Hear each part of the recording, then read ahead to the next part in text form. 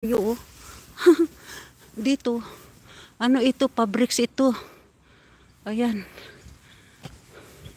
Ano nila pinaganda. Kasi pwede ka. Ewan ko po anong sa loob dyan trabawin nila. Tapos dito, yan. Ayan. Dyan banda, eskwelahan yan eh.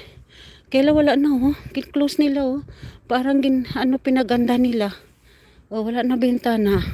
Ang no kasi dito, yung style nila kasi dito, ginaano lang nila yan, pinapaganda. Pero mga antik na yan. Mga lumang-lumang building.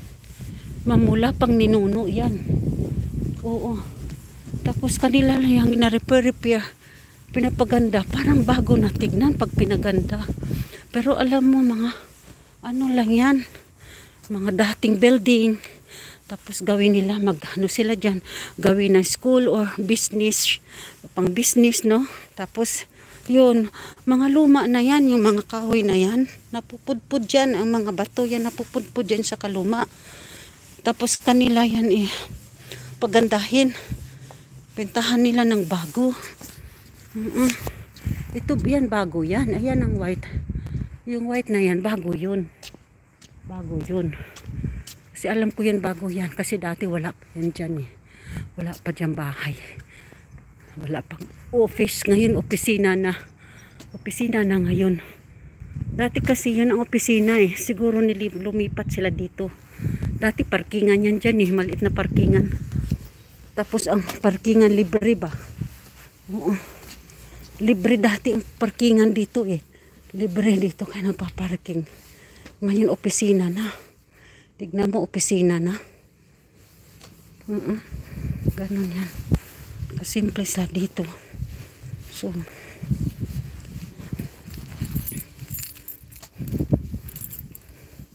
yan. Bago ito mga langga na building. Dati parking place dito ng mga auto. Wala na. Ano dito eh.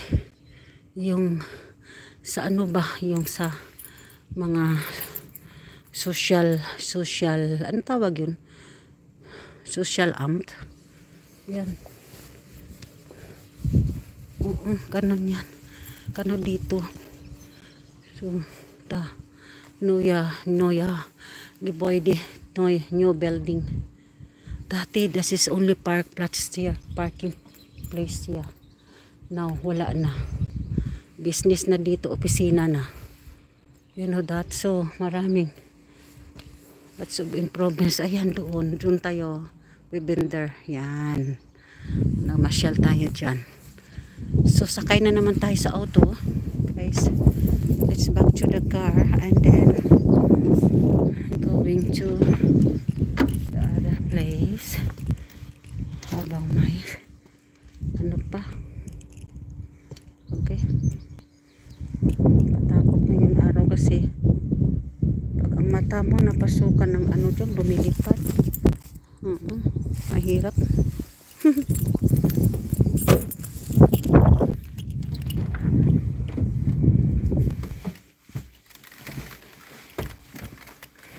Ang hirap mag-live pag nag-drive kasi yung ating yung bagsak ba?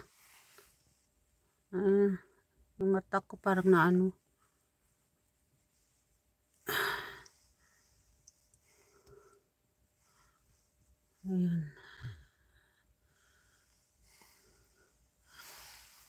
Mag-live tayo dito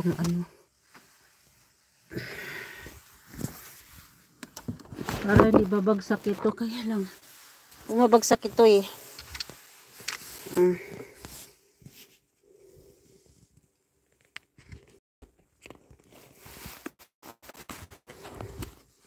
Guys, tayo ay mag-drive na naman tayo guys, mga langga. Mag 3 hours na tayo mabuksan na tayo. 75% na lang ang load natin. Ito kasi kailangan nakaano ito eh.